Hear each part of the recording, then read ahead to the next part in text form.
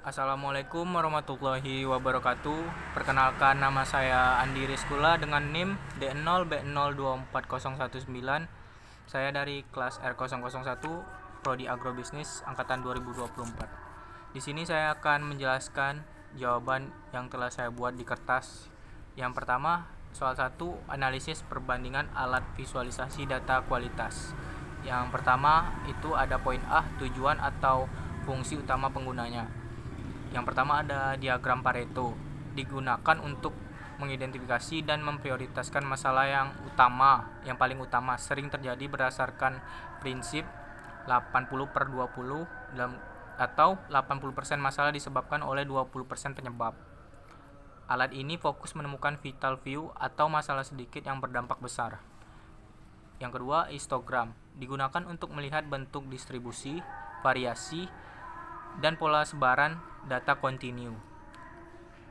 Alat ini membantu melihat apakah proses berjalan normal atau mengalami pergeseran.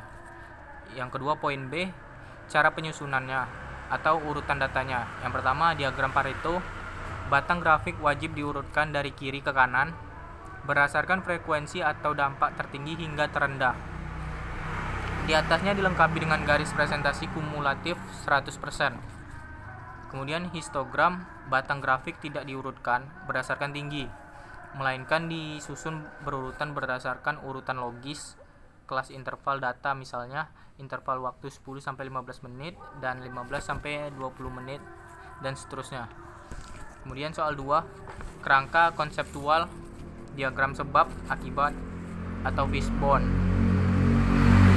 Yang pertama itu tentukan langkah-langkahnya. Itu yang pertama, tentukan masalah utamanya, kemudian tuliskan masalah yang akan dianalisis pada bagian kepala ikan yang paling kanan. Yang kedua, identifikasi kategori utama atau main branches, tarik garis tulang belakang dengan buat cabang-cabang tulang utama berupa kategori penyebab masalah atau menggunakan klasifikasi 4M. Kemudian yang ketiga, brainstorming detail penyebab, cari tahu penyebab spesifik pada setiap kategori dan tuliskan sebagai tulang-tulang kecil. Yang keempat, analisis akar masalah, gunakan teknik 5 whys atau bertanya mengapa 5 kali pada penyebab spesifik untuk menemukan akar masalah yang terdalam. Kemudian klasifikasi 4M yang relevan untuk agroindustri. Yang pertama, man atau manusia atau tenaga kerja, yaitu kelalaian kerjaan, kurangnya pelatihan pengolahan atau kelelahan.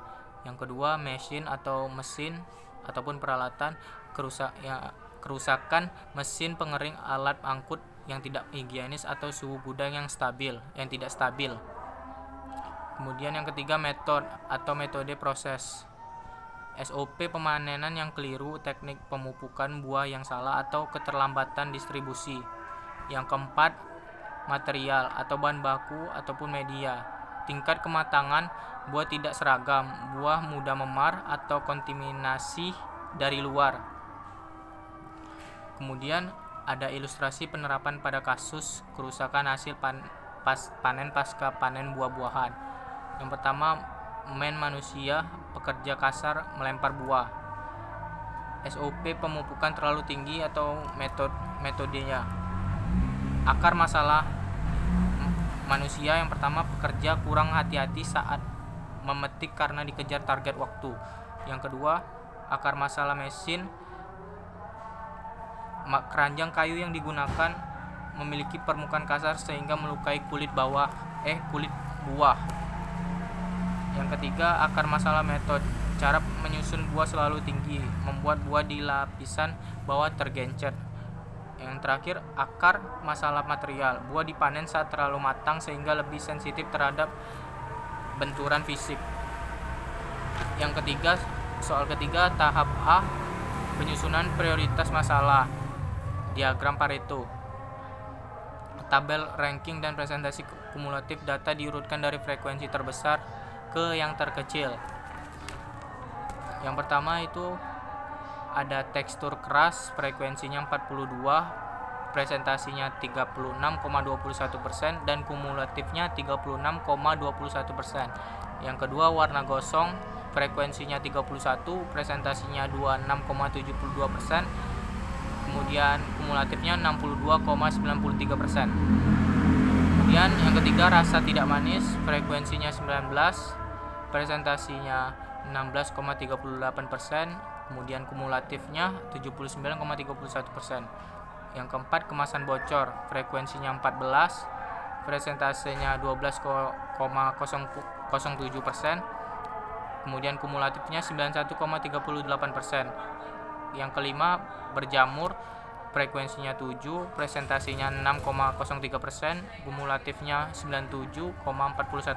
Yang terakhir bentuk tidak seragamnya, frekuensinya 3, presentasinya 2,59%, kumulatifnya 100%. Jumlah presentasinya 100%, frekuensi jumlahnya 116. Kemudian yang ketiga gambaran skema diagram Pareto, visualisasi diagram Pareto yang menggambarkan hubungan frekuensi cacat dan presentasi kumulatifnya. Yang keempat, soal keempat, identifikasi prioritas utama atau prinsip 80/20. Berdasarkan prinsip Pareto, dua jenis cacat utama yang menyumbang presentasi keluhan terbesar 63% dan harus menjadi prioritas penanganan adalah yang pertama, tekstur keras 36,21%, yang kedua warna gosong 26,72%. Kemudian tahap B, identifikasi akar masalah, diagram fishbone, masalah utama tekstur dodol yang keras. Berikut struktur diagram sebab akibat menggunakan kategori 4M. Yang pertama, manusia atau operator, subpenyebabnya kurangnya pemahaman operator baru mengenai standar indikator kematangan fisik dodol. Yang kedua, mesin atau mesin peralatan, subpenyebabnya ketiadaan alat ukur kontrol suhu internal atau termometer pengukur adonan. Yang ketiga, material atau bahan baku, subpenyebabnya penggunaan gula merah dengan kadar air terlalu rendah atau terlalu kering dan tua. Yang keempat, metode kerja, subpenyebabnya belum adanya standar operating procedure atau SOP tertulis yang mengatur rasio santan gula tepung saat produksi skala besar. Tahap C, rekomendasi tindakan korektif atau CAP, rekomendasi dari taktis, murah atau low cost dan praktis untuk tingkat UMKM. Yang pertama, perbaikan prosedur atau metodenya, yaitu membuat lembar SOP ringkas yang dilaminating dan ditempel di dekat tungku masak.